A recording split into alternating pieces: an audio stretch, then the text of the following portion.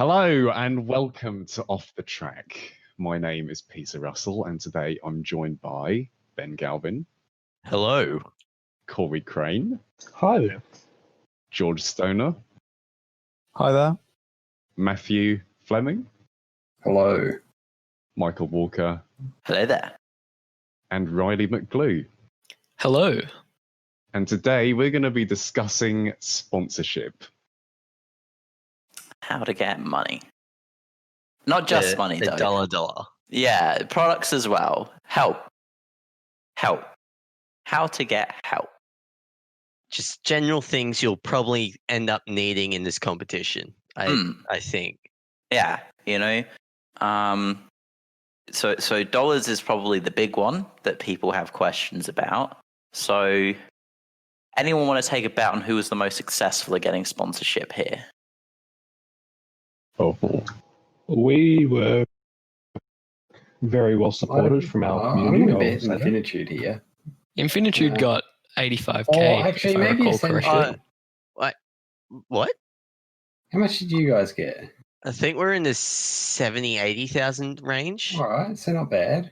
You guys are getting 70 or 80? Yeah. We're only getting 40. We got about 60, I think, from Visity. 60, 70. Yeah, that sounds about the same for Ionic. Yeah. George, what about you? We got £17,000, which is what, 34,000. Wow. Yeah, so you're about Precision Australian Racing dollar. level of sponsorship, yeah. So So we only had 3 of us, to be fair. So we saved so much. on hotels and stuff like that, yeah. Yeah, we only had 1 hotel room. Okay, well, I think that solves the question, guys. If you're struggling with money, just cut your team in half. Not serious advice there. Don't do that. Terrible idea. But seriously, Peter and Ben and that. Why were your teams so much more successful at gaining sponsorship? Do you think than Precision and Evolve? Well, I think Ascension just required a lot of monetary support behind us because of we were a fairly large team, considering we were a collaboration of both teams having 5 members, and in total we actually only end up losing 1 member. So there were still 9 of us going over to Abu Dhabi. And Abu Dhabi is just so much more expensive than traveling to, say, Malaysia or Singapore, where the flights are more expensive. You're traveling a longer distance, and the pit display transport also costed quite the mint. And I think because we were a collaboration team between 2 different states, there's 2 pools of money there. Yeah. As opposed to if you're just a standard team or a club team in the same state, you're narrowing your option. You've got narrower options. Yeah.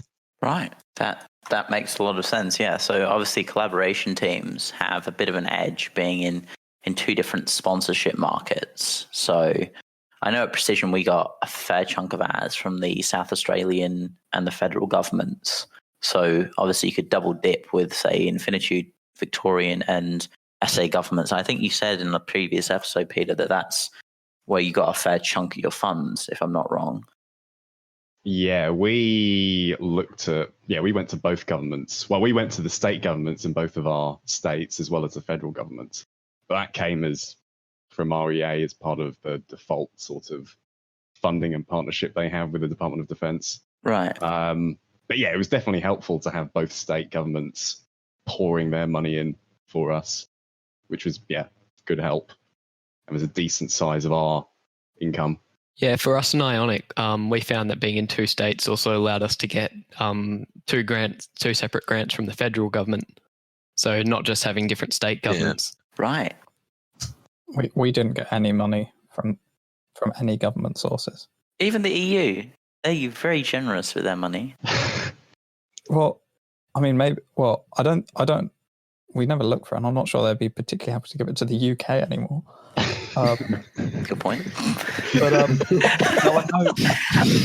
kind of got that bit of detail. Yeah, there were no obvious sources of government grants that we could apply to.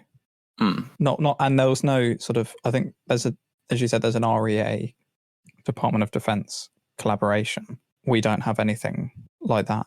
Yeah, you're not going to get any money from Department of Defense though, because they already sponsor REA. Yeah, and we Yeah. don't get any money through REA either. Oh, not Yeah, anymore. there'll be- That doesn't happen. No. Not anymore. Oh. Oh, REA passes on to different grants that we can apply for. So with Ascension, we managed to get 2 grants from our state government, and so our schools applied separately, and we both managed to get about $40,000 in total from that grant alone. Yeah, that was the same here for Ionic. That's like our whole budget for Precision. What? God. Yeah, we got all from 2 grants. I think we got 10,000 from a government grant as well. I'm not sure which one it was, but that was our largest sponsor. It would have been I think it's the New South Wales STEM grant.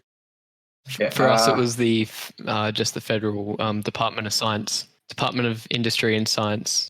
No, I think ours was on Oz Industry. Oh yeah. I don't know any more than that.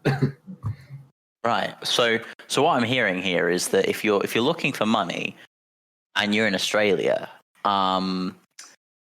hit up the government. Yeah, the Department of Industry, Innovation and Science has the grant.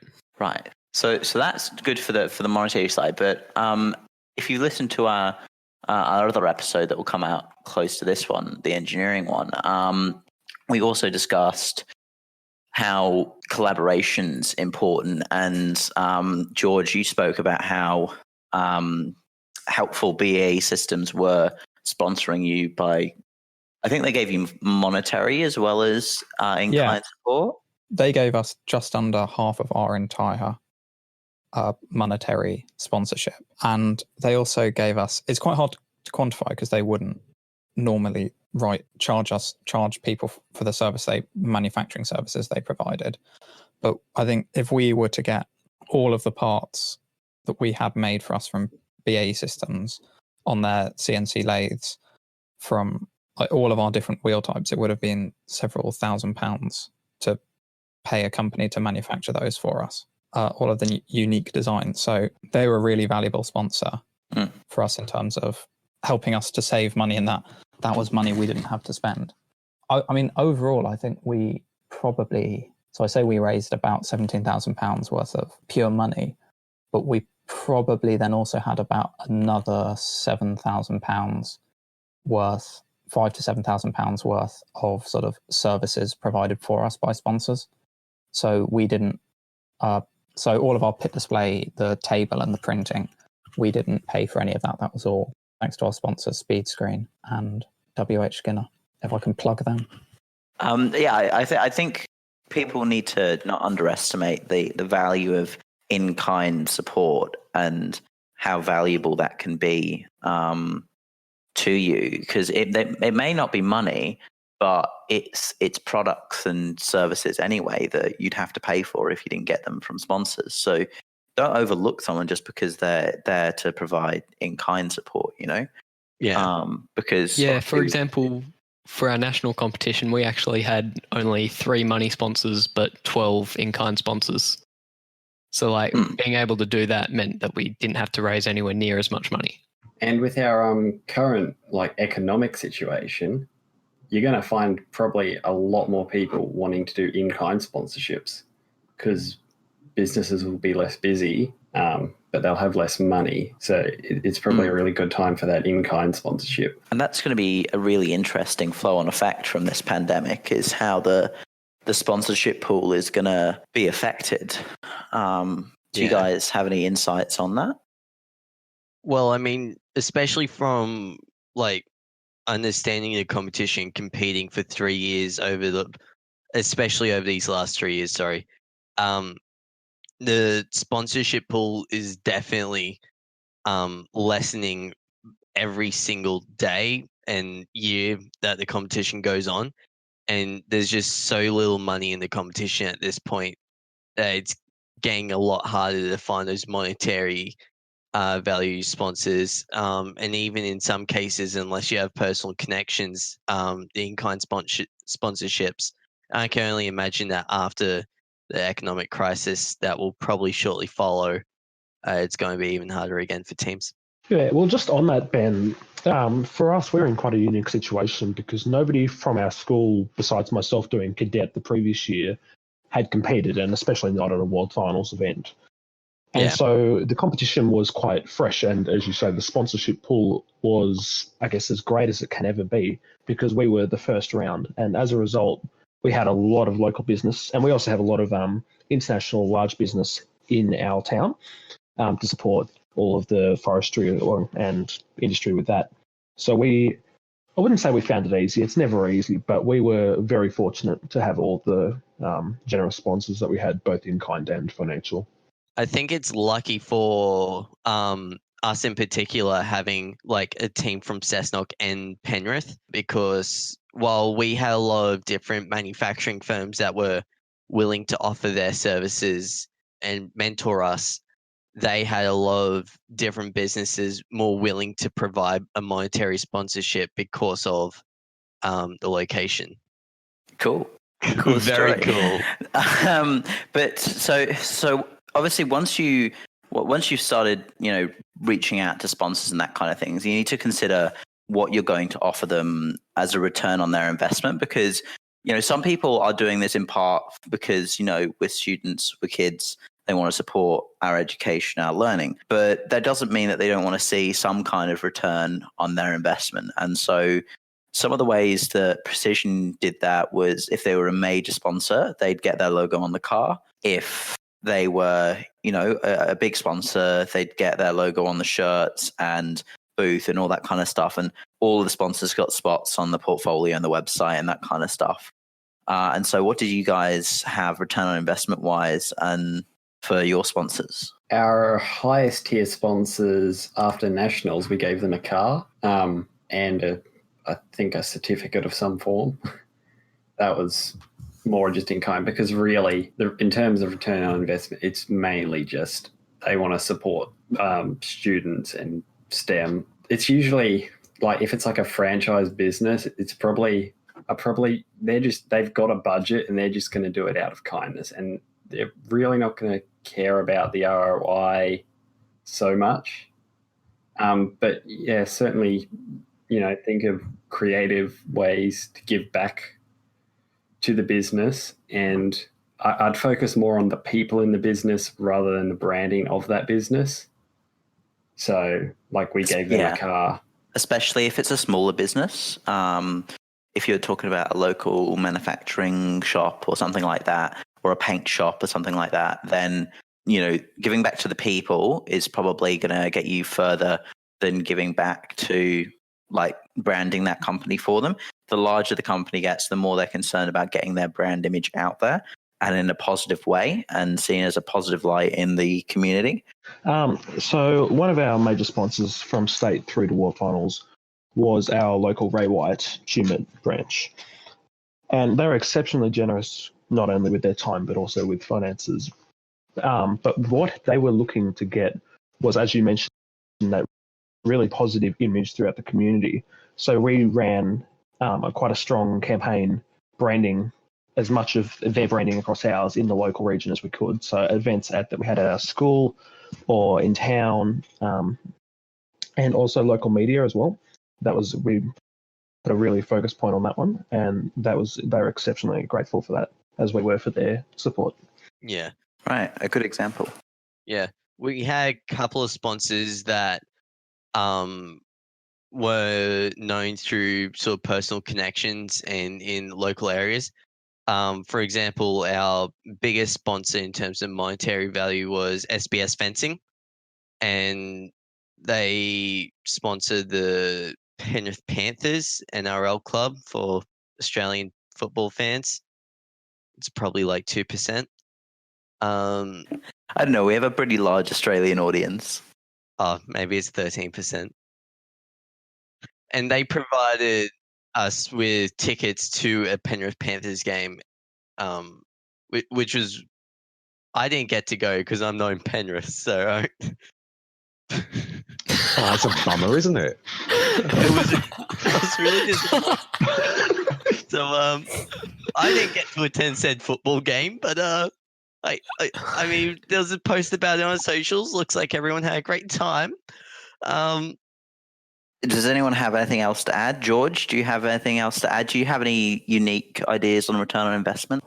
I mean, lots of things. I think, yeah, you've got to sort of, as has been pointed out, realistically, you're not likely to create the return on investment that putting a logo on a Formula One car would, that people will suddenly go, oh, I want to choose that brand. I think taking the more personal approach to sponsorship is a good idea. So lots of what we did was when we went in, we might give a talk to a potential sponsor, and we might give another talk and come in and talk about our work.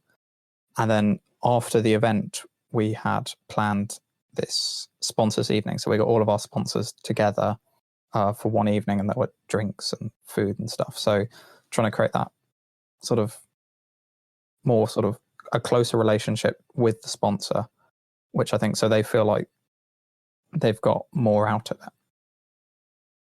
And they get an hour off work. Yeah.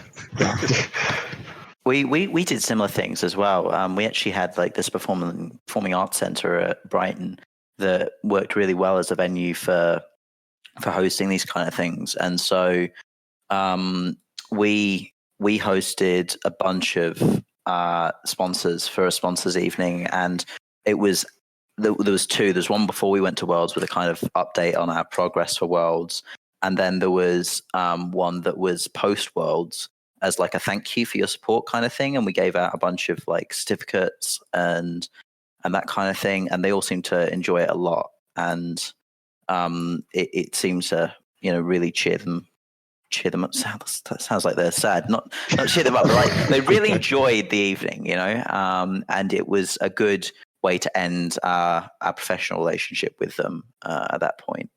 We attended a sponsor's Christmas party, if that counts.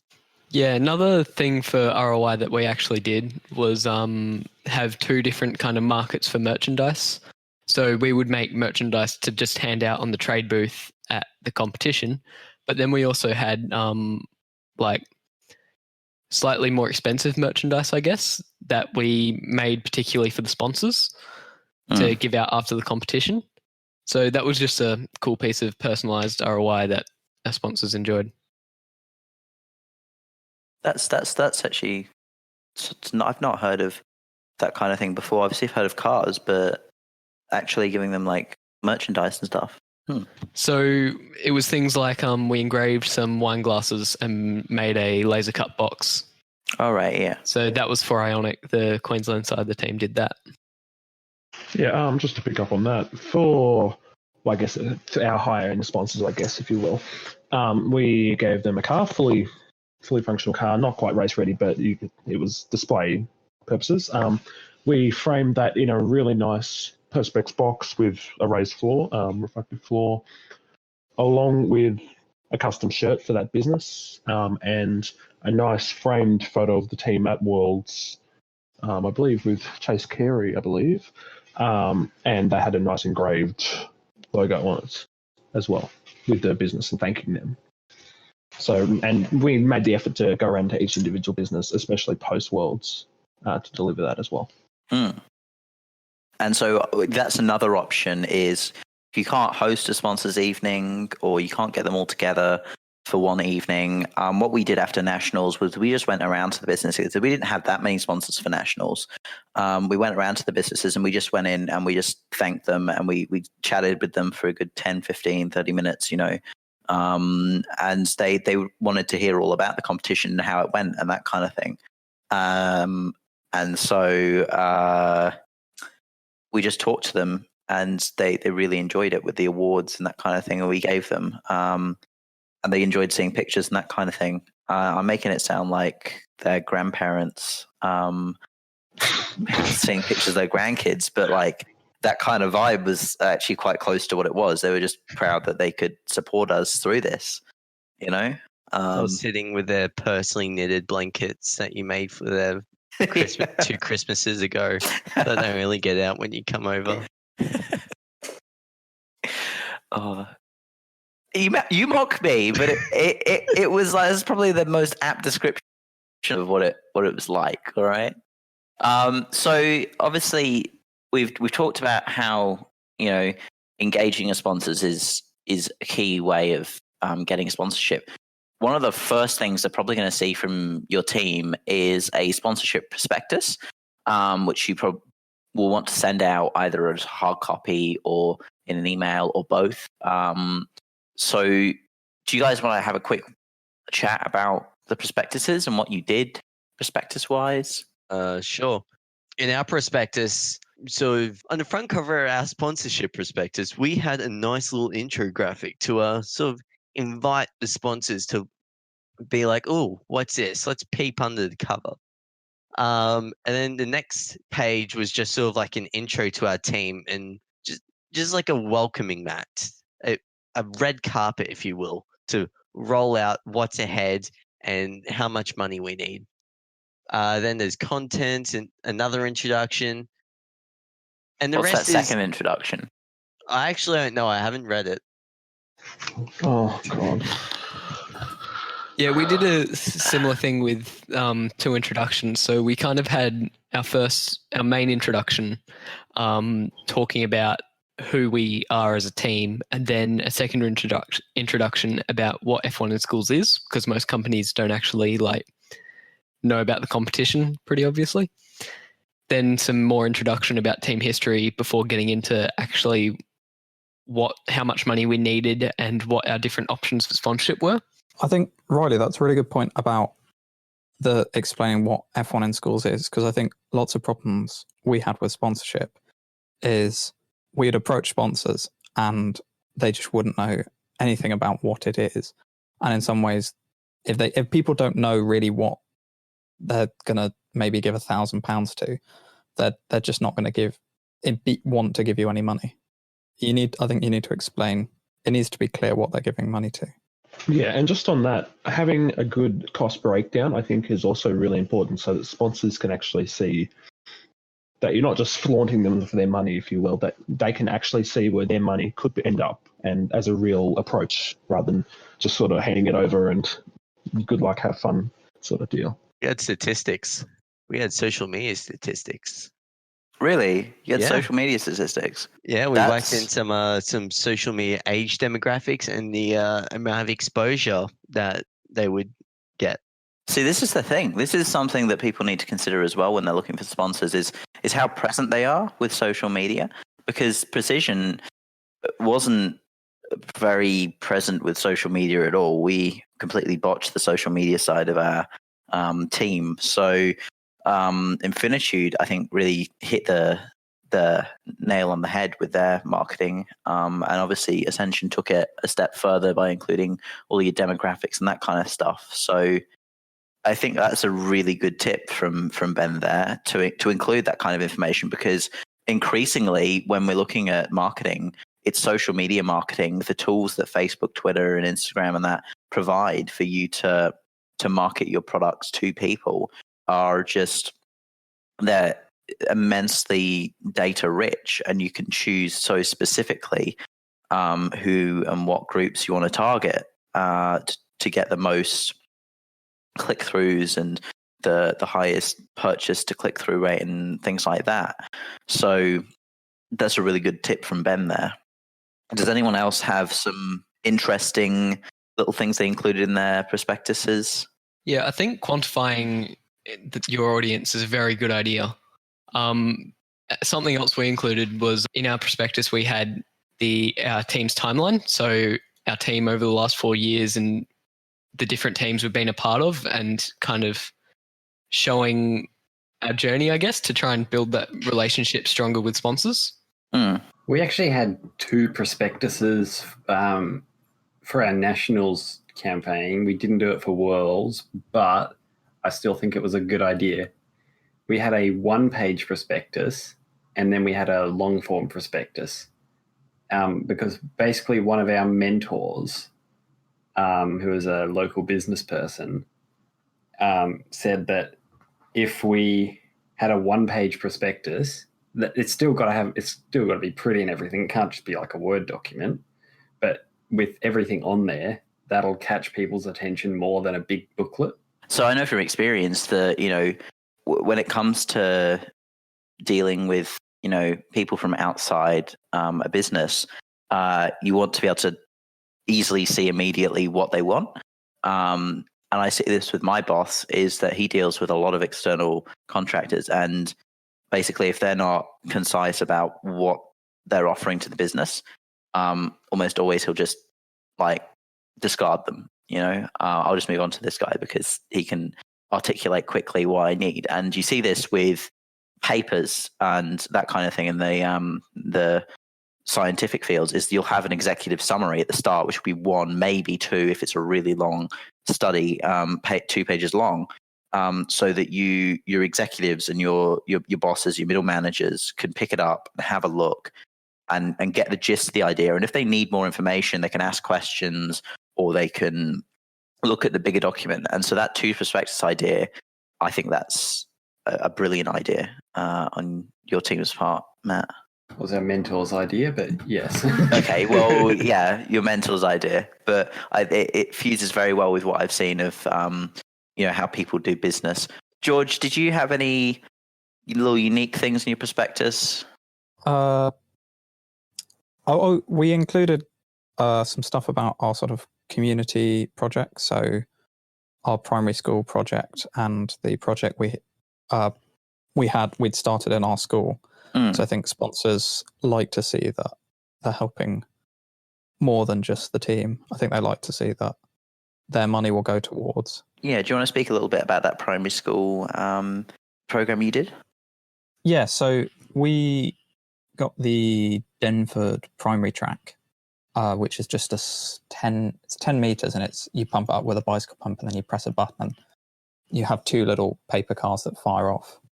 And we created a kit that we could take around to primary schools and they could do. And they made these quick cars over the course of a day and in sort of small teams. So it's like a really, really small version of F1 in schools, basically.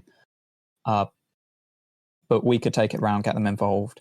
And in our prospectus, we said, which was our pledge, that at least 10% of the money we raise, we'd spend on STEM outreach projects. So things like that, as part of the breakdown of where we plan to spend our money. And that looked really good to the judges as well, didn't it? Yeah, and the World Finals and also the national finals before, the judges liked to see that we were getting more people involved, because I think it worked well with in the enterprise portfolio, the marketing F1 in schools bit. Yeah. Yeah, another thing that's becoming more prominent in businesses is a lot of businesses are now using a more structured like corporate social responsibility, and more often than not, nowadays it's including environmental pledges. And with F1 in schools shifting towards a lot more environmentally focused and sustainability awards in the booth and stuff, that's something that should definitely be talked about in the prospectus as well. Yeah, just going back to, not necessarily unique things in your prospectus, but I think the biggest thing I could stress is be flexible with your sponsorship packages. As I mentioned before, one of our businesses was looking for a strong community presence within just our local community. And so we made a plan and focused on that to achieve that for them. But other businesses may be looking not specifically for packages that may fit your exact criteria, but work with them and you should be able to develop not only a good sponsorship package, but a good relationship with that sponsor as a whole. We had a similar situation. Well, I say similar, complete opposite situation. So Easy Fuel, our primary sponsor for Worlds, they were extending into the Singapore market. And so we actually came to them at a really good time when they were starting to expand into the Singapore market. And we met with I think he was the CEO of Easy Fuel at the time.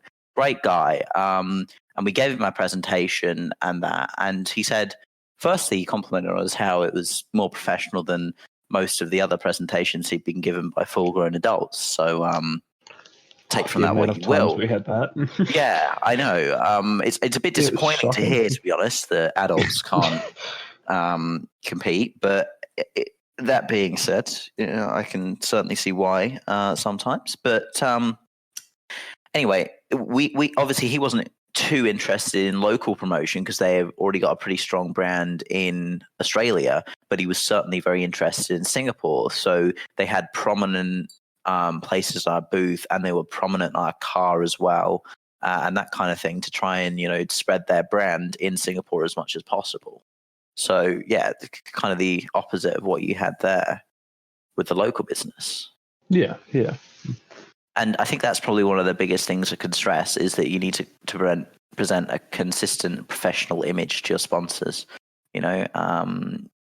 because your competition is other, sports teams maybe, or charities and that kind of thing. And if you can present a better case, a more professional case than they can, then they may sponsor you instead of some other sports team or something like that. And so professionalism is one of the biggest ways you can attract sponsorship, as well as people don't underestimate the power of, I don't want to say nepotism, but nepotism.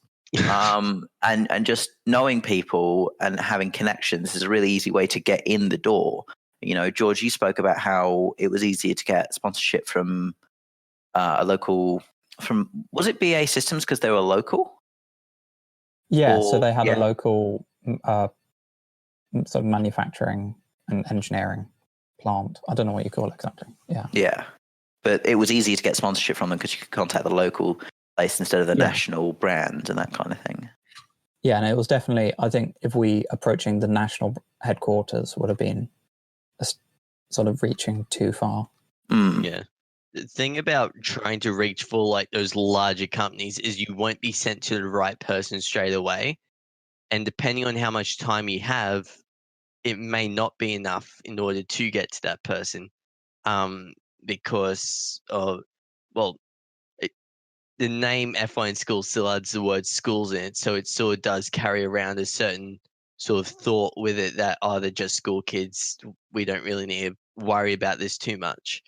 And that's why another reason why local business is so much easier is if they do know you and what you're about.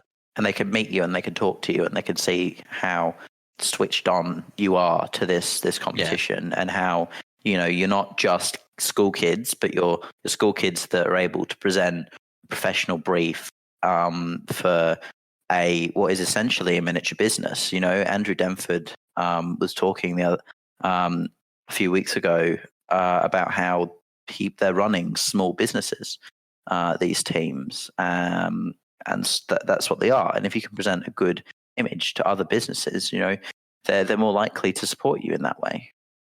Yeah. But on what Ben was saying, also don't be afraid to reach out to those major businesses. I know we managed to form some of the best relationships with businesses, with some exceptionally large businesses. For example, one formerly DuPont, now Dow DuPont, which, for example, allowed us to get access to some polymers that we would have normally never been able to lay our hands on. But they had that ability, being such a large multinational, I guess, if you will. Yeah, with big companies, you see teams going year after year with big sponsors. So, for example, a company that regularly sponsors some Malaysian teams is Petronas, who obviously already have strong links to Formula One via the Mercedes team. But their team, by continuing their support with year after year with different teams from their country, they're managing to use it very well to gain, I guess, they're manipulating their sponsorship well to gain more social, damn it, can't think of the word. Credit. There you go. And also BWT with an Indian Formula One teams. Yeah. I think. Isn't it Austrian teams that beat it? Yeah, it was Austrian. Yeah, sorry, Austrian. We got a quote in our prospectus from Henry Ford. There's a quirky thing that we've done since the start. Was it they can get the Ford Model T in any color they like, so long as that color is black? No, it's not. That's my favorite quote from him. Mine Something was about Seek Help, teams coming together. Is that the one? Do you remember the full quote? Yeah, I've got it right next to me. Coming together is a beginning. Keeping together is progress. Working together is success. I think every team has used that quote. Oh, at Well, least I can say that At some point. we did not. We being who? Precision. Precision, yeah. Sorry. Did we use it in Infinitude? Oh no, we didn't. There you go. So we didn't. Terminal velocity did. In both senses of the term, yeah.